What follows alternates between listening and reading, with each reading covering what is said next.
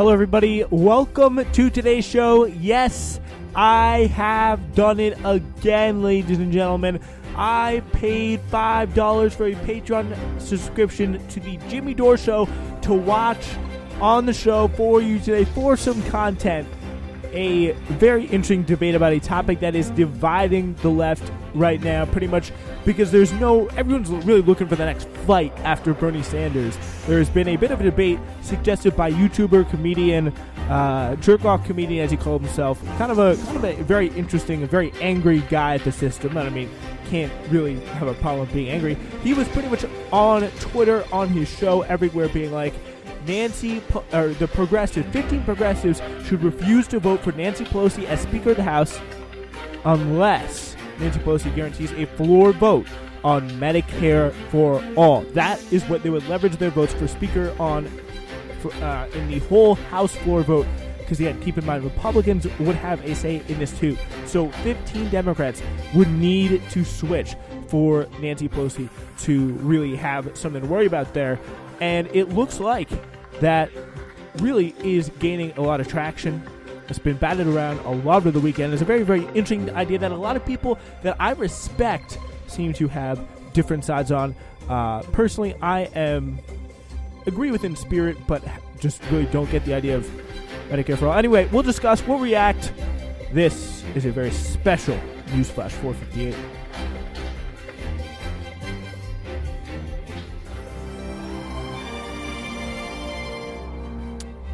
All right, ladies and gentlemen, we have a very, very fun show for you today. We are doing all this kind of stuff in the wake of course, is as explained by one of the participants in this debate, the Dore versus Sirota situation. If you're among the majority of Americans who want the government to guarantee health care for all, the current political moment raises a question. What can you realistically hope for considering the Democratic president opposes the idea? Over the weekend, there has been a debate raging on social media in which some progressives began demanding that lawmakers like Representative Alexandria Ocasio-Cortez, by the way, she actually did respond to this. She batted around. It was suggested to her by NFL player Justin Jackson, who's a great leftist socialist, big supporter of Bernie Sanders, really awesome guy, who is completely in lockstep with Dore on this and really pushed AOC in a very respectful way. Give him a lot of credit for that. Very chill, not overly aggressive to someone who, I don't know. I really was like, for me, she's like our precious object, almost in a weird way, like our next big hope, our next big thing that we, not to say that she's an object, she's very much a person, and that's why I worry, all the abuse that she faces. She's really representing, she's carrying a lot on her shoulders there. Everyone has their doubts, but I think endorsing Bernie Sanders, I really think people don't give her enough credit for endorsing Bernie Sanders in the fashion she did, and really what that says about her character and her commitment to the cause. Pretty much what happened here is, the idea is that, again, the House is so narrowly divided, a handful of progressive icons in Congress could torpedo Nancy Pelosi's bid to get reelected Speaker unless she agrees to schedule such a vote, which by the way, would completely fail miserably. We know who to we know who to primary, but in terms of looking at what we see through the next, for the past 4 years, really ever since Justice Democrats were started in the wake of Donald Trump, we know what their record's been. Primarying people is very, very hard. What you need is real infrastructure to do it, and that needs to be built, and that takes a lot of time to be built. So you can't just be like, oh, we're taking the list, we're taking the trust. Some of the most entrenched people are going to be primaryable because they're going to go and vote against it, and people you will not be able to successfully fund primary challenges against. This is not going to be covered by the media as some great outrage. The media, the progressive media, isn't strong enough to make it. The system that people like Kyle Kalinske out there, is another YouTuber, is out there saying, oh, well, the optics would be so bad. I wish they should be. They are that bad, but people are barely going to hear about this. This is not going to affect anybody. This is really the only the only people that will know about this vote is progressives who already support it, and like Washington, like very, very connected neoliberals, because it's not going to be on the media. It just isn't. No one's going to even talk about it. If they are, they're going to mention it in passing as a joke put up by progressives to maybe even hinder the dear leader Nancy Pelosi. The white progressives are at it again. Like, you know how that's going to be. And it's all of this is for a floor vote on Medicare for All. That's going to fail. That is going to completely fail. It's going to be pointless. It is a pointless exercise. Like, that is the stopping Nancy Pelosi from becoming speaker. Again, this is the other thing. It is a very good idea. It is a very good idea. But here's the thing. You got to do it for like something that makes sense. Like, for example, like passing the PRO Act in the House and getting and committing to lobbying Joe Biden on it. Like, the PRO Act is a package of like pro-union legislation, supporting organizing, all that stuff. Really good. That is what's going to help us build the infrastructure we need, making it easier to unionize, making it unions more democratic, and making them more like accessible to like on the ground organizing. Really doing the right type of thing, like stamping out all the like whatever, like kind of the outdated leadership of old, because I think that's something that does need to happen. And if that kind of stuff can happen, if we can push that kind of change, that is something that I would be willing to do a lot for, because you're getting something out of that. All you're getting is this stupid, pointless Medicare for All floor vote that's going to get us absolutely nowhere. We will not be any closer to Medicare for All. If anything, we'll be a little bit further back. Like, there is Medicare for All, something we need to fight for literally as soon as possible, but it's just not something that can happen in any reasonable sense. I mean, we got to start. Of course, we got to start by winning the Senate. Then maybe you like. Then I think especially if Joe Biden has Senate control, but I mean, even still, it's just he said he would veto it if it came to his desk. He said he would veto it. Like this, I'm sorry, we are going to have to wait. For like, it's just not something. It's going to be very, very hard to do. I really hate to say it. I mean, I don't think that activism and pushing and convincing and on the ground non-electoral pushing for Medicare for All should stop. It should really only intensify to 10,000 degrees hotter. But I really don't think it makes any sense for people to come in and like really push this through the electoral route right now, when we have a fertile electoral ground that's going to be built through organizing for Medicare for All and other things.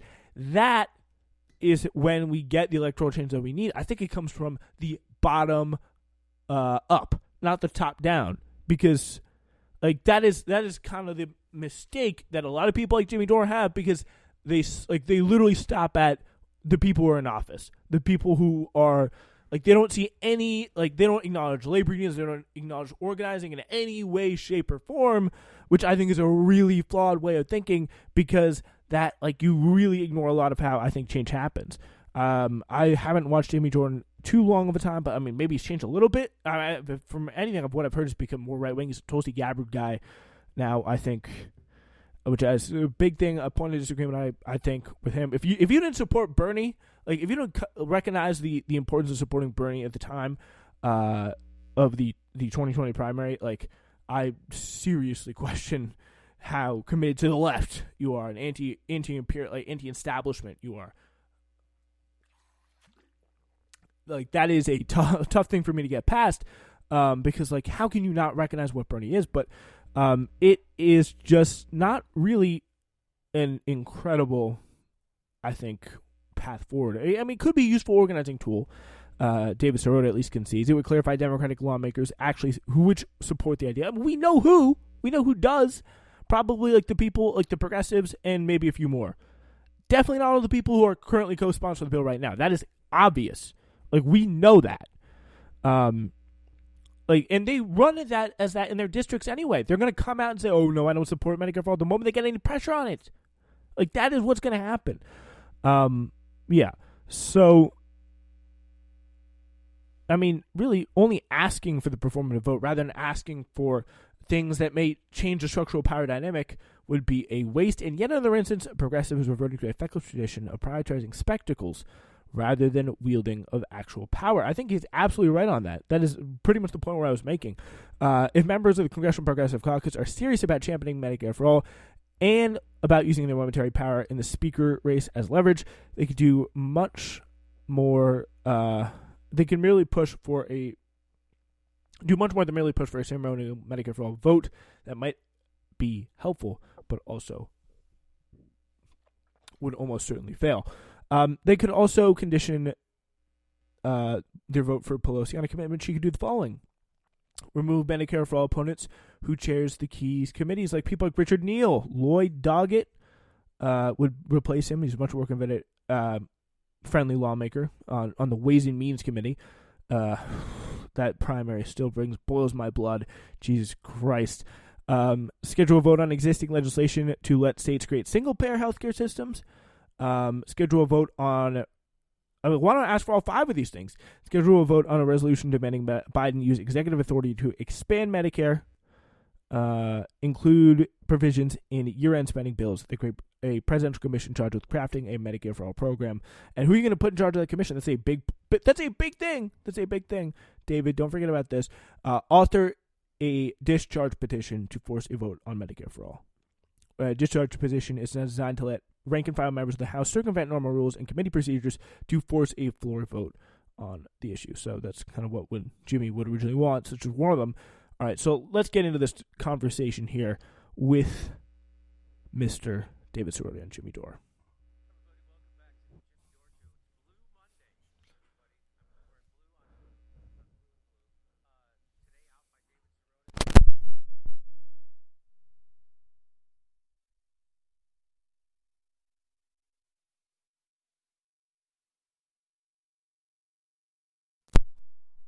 This is the article we just read.